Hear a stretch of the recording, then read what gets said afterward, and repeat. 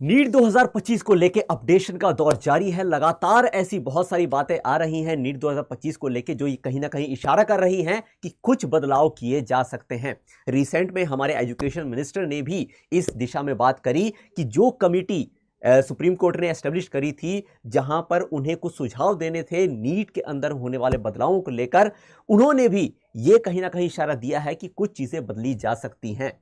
अब इन्हीं बदलाव के दौर के अंदर में स्टूडेंट के माइंड में यह बात भी आने लग गई है कि क्या इस बदलाव में हमारी एनसीईआरटी भी तो लपेटे में नहीं आ जाएगी, क्योंकि हम जब भी बात करते हैं नीट एग्जामिनेशन को तो हम कहते हैं, एज अ टीचर भी हम लोग कहते हैं स्टूडेंट को कि एनसीईआरटी मोस्ट इंपॉर्टेंट है, इसे जरूर आप फोकस करिए। तो क्या जब यहां पर नीट 2025 को लेकर हम ये बात कर रहे हैं कि एग्जामिनेशन टफ हो सकता है, तो क्या यहां पर एनसीईआरटी से भी बाहर जा सकते हैं क्वेश्चन, ये भी हम जान लेते हैं, क्योंकि अगर इतना हमें क्लैरिटी मिल जाए तो कहीं ना कहीं हमारी प्रिपरेशन को मदद मिल जाएगी। तो आज के इस सेशन के अंदर में हम यही क्लियर करने की कोशिश करेंगे, क्या एनसीईआरटी से बाहर तो नहीं आएगा नीट 2025 का पेपर। तो बच्चे देखिए, सबसे पहले अगर हम इस बात को समझने की कोशिश करें कि एनसीईआरटी जो हमारी है, चाहे हम बायोलॉजी की बात करें, चाहे फिजिक्स की, चाहे केमिस्ट्री के लिए बहुत इंपॉर्टेंट है फॉर नीट एग्जामिनेशन। तो जब हमने पिछले सालों के अंदर में देखे हैं सवालों को, तो कहीं ना कहीं ये क्लियर कट हमारे तरफ में इशारा करती है कि एनसीईआरटी से ही क्वेश्चन आते हैं। इसीलिए हम भी आपको कहते हैं कि एनसीईआरटी एकदम आप अच्छे से अपनी तैयार करके चलिए। लेकिन वहीं कई बार स्टूडेंट ये भी रेफर करते हैं कि सर कुछ सवाल ऐसे भी जो एनसीईआरटी से बाहर आ गए हैं। तो आज के इस सेशन में मैं आपको रेफरेंस के सही समझाने की कोशिश करूंगा कि क्या वास्तव में वहां एनसीईआरटी बीट हुई है, क्योंकि अगर हमें यह बात पता चलती है कि पहले एनसीईआरटी से बाहर क्वेश्चन आ चुके हैं, तो फिर एनसीईआरटी से बाहर अब भी आ सकते हैं। तो चलिए देख लेते हैं इन्हें कुछ क्वेश्चंस के माध्यम से। तो बच्चे, यहां पर मैं आप सभी के सामने 2024 के नीट एग्जामिनेशन के कुछ सवालों को लेकर आया हूं, जिनको लेकर स्टूडेंट के माइंड में डाउट थे कि ये एनसीईआरटी से बाहर हैं। जहां पर मैं यहां पर इसे क्लियर करता हूं आपके लिए। ये एक सवाल था हमारे पास में कि list of endangered species was released by.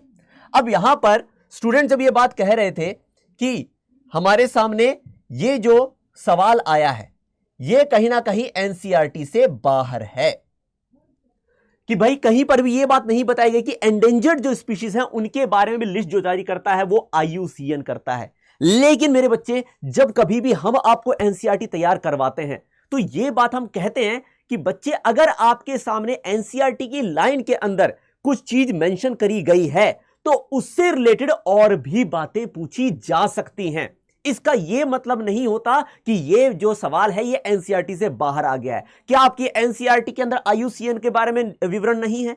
है। वहां पर आपको पता है कि ये ऐसी संस्था है जो इस तरह के काम करती है। और जब एंडेंजर्ड स्पीशीज की बात यहां पर लेकर आ रहे हैं तो हमें यह बात पता होनी चाहिए कि आईयूसीएन अगर हम देख रहे हैं तो उसके बारे में और भी एस्पेक्ट को क्लियर करते हुए चले।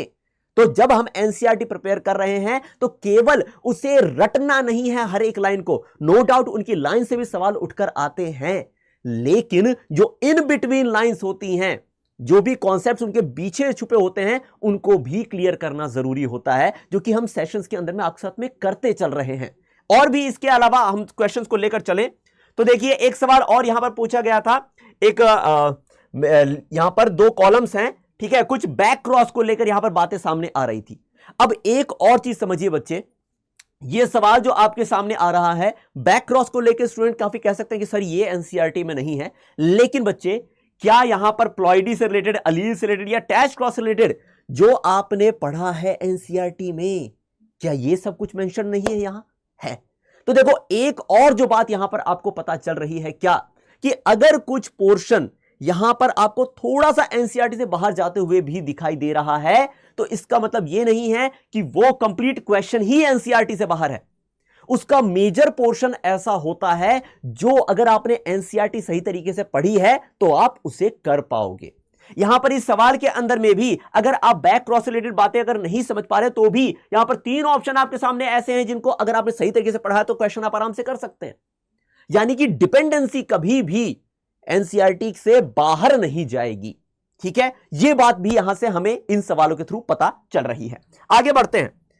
फर्दर अगर हम देखें तो एक और यहां पर ऑटो इम्यून डिसऑर्डर्स को लेकर सवाल पूछा गया था, जहां पर myasthenia gravis, rheumatoid arthritis, gout और मस्कुलर डिस्ट्रोफी के साथ साथ एसएलई यानी सिस्टेमैटिक लूपस एरिथमेटोसिस ये भी यहां पर पूछा गया था। तो यहां पर जो एसएलई को लेकर बात थी कि ये हमारी एनसीईआरटी से बाहर है, यहां पर भी मैं वही मेंशन करना चाहूंगा कि बच्चे जो ये सवाल हम यहां पर देख रहे हैं, इसमें मेजर पोर्शन जो ऑटोइम्यून डिसऑर्डर के बारे में है, हमारी एनसीईआरटी में अच्छे से मेंशन्ड है।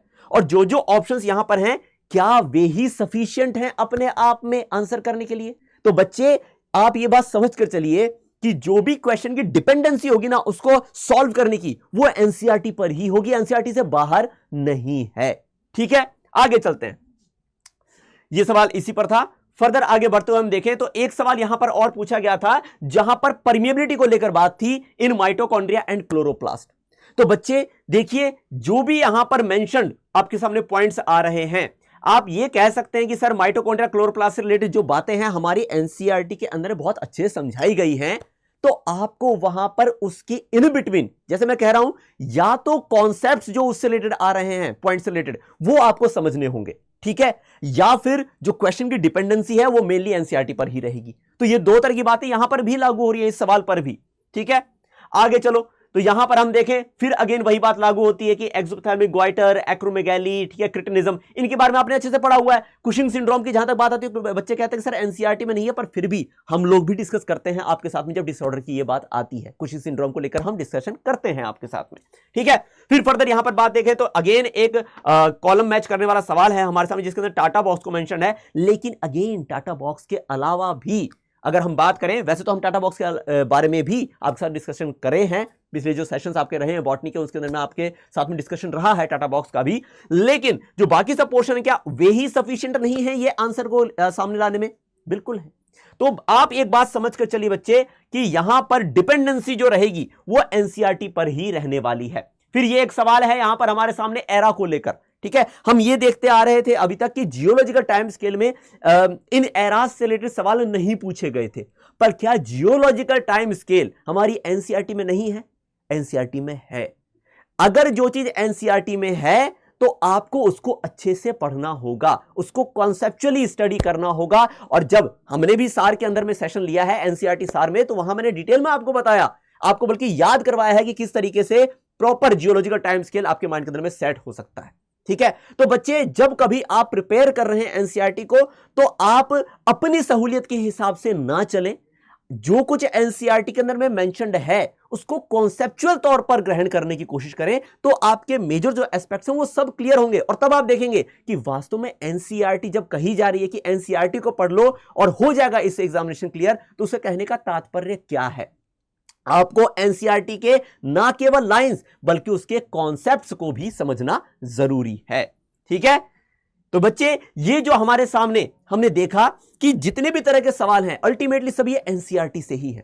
तो क्या अब ये सवाल हमारे सामने लाजमी बचता है कि एनसीईआरटी से बाहर जा सकता है क्या नीट 2025 का? देखिए, जहां तक बात है बच्चे सिलेबस, तो सिलेबस को लेकर मैं आपको ये बात क्लियर कर दूं कि सिलेबस में बदलाव कुछ भी नहीं हुआ है, और ना इस वक्त में ये बदलाव कहीं से भी स्टूडेंट के लिए या ऑर्गेनाइजर्स के लिए फेवरेबल होंगे। तो आप ये बात मान के चलिए सिलेबस में कोई बदलाव नहीं होने वाला। और जो हम कह रहे हैं टफनेस को लेकर, तो टफनेस को आप कह सकते हैं कि एग्जीक्यूट करने के और भी बहुत सारे माध्यम हैं। अभी भी जो बदलाव आपको देखने के लिए मिल सकते हैं वो मेजर तौर पर एग्जीक्यूशनरी होंगे, यानी कि एग्जीक्यूशन किस तरीके से होता है एग्जामिनेशन का, वहां पर बदलाव हो सकते हैं। उसके लिए आप तैयारी रख सकते हैं माइंड के अंदर, लेकिन आपको कहीं पर भी कॉम्प्रोमाइज करने की जरूरत नहीं है। अपनी प्रिपरेटरी मटेरियल के साथ आपको अभी भी अपने एनसीईआरटी पर ही फोकस रखना है और यकीन रखना है कि एनसीईआरटी से ही सवाल आएंगे। ठीक है, ऑब्वियस तौर पर कॉन्सेप्चुअल स्टडी नीडेड है और जो आपको डॉक्टर सड्डा पर प्रोवाइड करी भी जाती है। तो बच्चे, उम्मीद करता हूं कि आज के सेशन से आपको क्लैरिटी मिल गई होगी और सभी जो संदेह के बादल हैं वो छट गए होंगे और आप बेहद क्लियर तरीके से अपनी प्रिपरेशन पर अब आगे बढ़ेंगे। तो बच्चे, फर्दर और भी किसी तरह के डाउट्स आएंगे तो उनको क्लियर करने के लिए डॉक्टर सड्डा हमेशा आपके साथ में है। तो बने रहिए हमारे साथ और फोकस करिए on your preparation. Thank you.